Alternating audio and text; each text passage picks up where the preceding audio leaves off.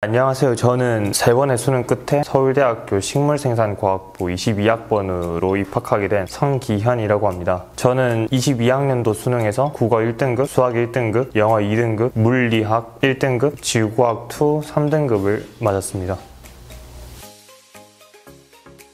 사실 저는 삼수생인데요. 21학년도 수능이 끝나자마자 저는 나는 삼수를 해야겠다 라고 생각을 했기 때문에 잠시 휴식 시간을 가지다가 1월 초가 되고 바로 공부를 시작했습니다.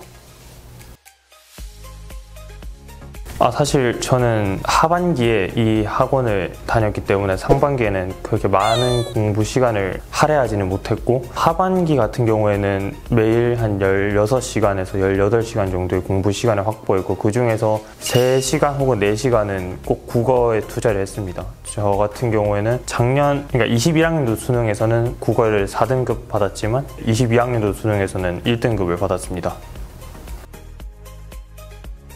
저는 공부를 할 때 저만의 철학이라고 하면은 이거는 사실 공부와 관련된 거라기보다는 태도에 관련된 건데, 저는 최대한 남이 뭘 하든 신경 쓰지 말자라는 생각을 항상 가지고 있었어요. 다른 사람이 시작점이 늦는다면 어쩔 수 없이 그건 진도가 늦을 수밖에 없으니까, 다른 사람이 나보다 더 빨리 문제집을 풀었다고 해서 너무 조바심을 가질 필요도 없고 자신만의 페이스를 유지하면서 묵묵히 자기 일을 해 나가면 됩니다. 저는 사실 현역 때도 국어를 못 받고 재수할 때도 국어를 못 쳤는데, 사실 그 이유는 되게 간단한 것 같아요. 저는 그냥 공부를 안 했고요. 그래서 국어 공부에 시간을 많이 투자하면 성적이 자연스럽게 오른다고 생각합니다. 상반기 같은 경우에는 본격적인 수능 공부를 시작하기 전이었으니까 최대한 기출을 보고, 그 다음에 기출도 사실 재수 때나 현역 때 이미 여러 번 본 기억이 있으니까 근본적으로 독해 능력이 중요하다고 생각을 했고, 그래서 저는 텍스트를 읽는 연습을 자주 했어요. 단순히 국어 지문 이런 게 아니라 독서, 혹은 저는 대학교를 1학기를 다녔기 때문에 대학교 교재에 있는 그런 텍스트들을 읽으면서 이해하려고 노력을 많이 했고, 하반기부터는 이제 수능 공부에 몰입을 해야 되니까 그때부터는 기출을 빠르게 다시 한번 돌리고, 그 이후엔 이제 리트나 그런 어려운 매우 고난도의 지문들을 푸는 데 최대한 초점을 맞췄습니다.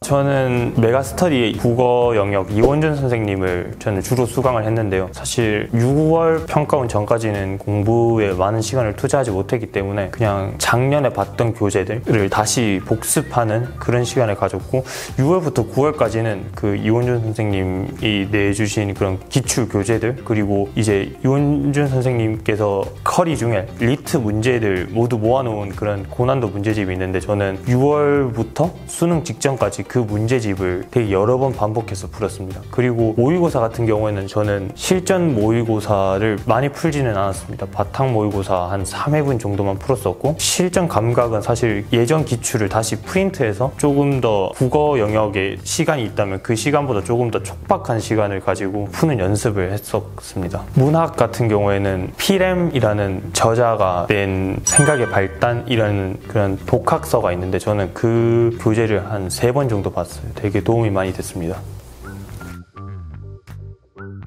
EBS 연계라고 하면 대부분은 화법과 작문, 언어와 매체, 독서는 제외하고 대부분은 이제 문학에 집중을 해서 공부를 하는데, 저도 그렇게 했어요. 저는 이투스의 김민정 선생님의 EBS 커리를 다 따라갔고, 그거를 여러 번 봤어요. 최대한 외워야겠다라는 생각보다는 그냥 이걸 쭉 읽고 그 텍스트를 이해해야겠다는 생각을 가졌고, 사실 EBS 독서에 대해서는 이전에 그랬던 것처럼 저도 신경을 쓰진 않았는데, 제가 봤던 수능에서 독서 지문 중에 상당수가 EBS에 이미 나왔던 소재였기 때문에 이 영상을 보시는 분들은 올해부터는 이제 EBS 독서도 열심히 챙겨야 할 거라고 생각을 합니다.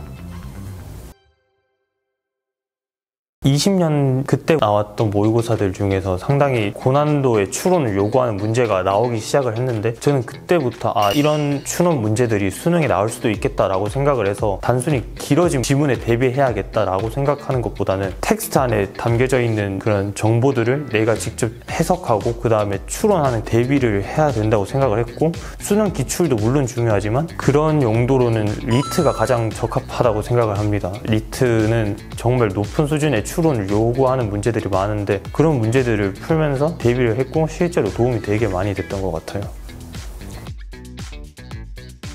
실제 모의고사를 많이 풀지는 않았어요. 전 9월 모의고사 전에는 아예 안 풀었었고 수능 전에 잠시 모의고사 하나 풀었던 게 다였고 그렇기 때문에 저는 실전 모의고사보다는 그냥 수능 직전에는 기출을 다시 보면서 그 감각을 다시 익히려고 노력했습니다. 국어 공부 슬럼프는 저는 그 작년에 수험 생활을 하던 때가 아니라 재작년에 이제 공부를 할 때 국어 슬럼프가 되게 왔었던 것 같은데 그때는 제가 너무 그런 국어를 푸는 요령 혹은 스킬에 집착을 많이 했던 것 같아요. 그래서 그런 슬럼프를 이겨내기 위해서는 텍스트 자체를 읽는 능력을 늘려야 된다고 생각을 했고 그래서 실제로 작년에는 텍스트를 많이 접하면서 최대한 독해력 자체를 좀 키우려고 노력을 많이 했어요. 국어 공부법은 수학이나 과학, 영어와 달리 되게 정형화되지 않아 있어서 1등급을 봤는데 그 방법이 정해지지가 않았어요. 사실 저도 국어를 공부한 문제집 양만 보면 그렇게 많이 풀지도 않았었고 그래서 정말 그 문제집을 많이 푼다 이런 것도 중요하지만 결국 수능장에 가면 남는 것은 독해력밖에 없으니까 그런 독해력도 중요하고 물론 배경 지식도 되게 중요한 것 같아요. 작년 수능을 예로 들자면 제가 예전에 책에서 읽었던 브레튼-우즈 체제나 혹은 플라자 합의 뭐 이런 것들을 책에서 봤었는데 수능 지문에 그게 그대로 나왔어서 저는 읽는데 상당히 좀 편리함을 느낄 수 있었고 정반합 지문 같은 경우에도 뭐 저는 그게 이미 니트에도 기출이 됐었기 때문에 이거는 해결 얘기구나 라는 것을 바로 알고 시간 절약을 많이 할 수 있었습니다.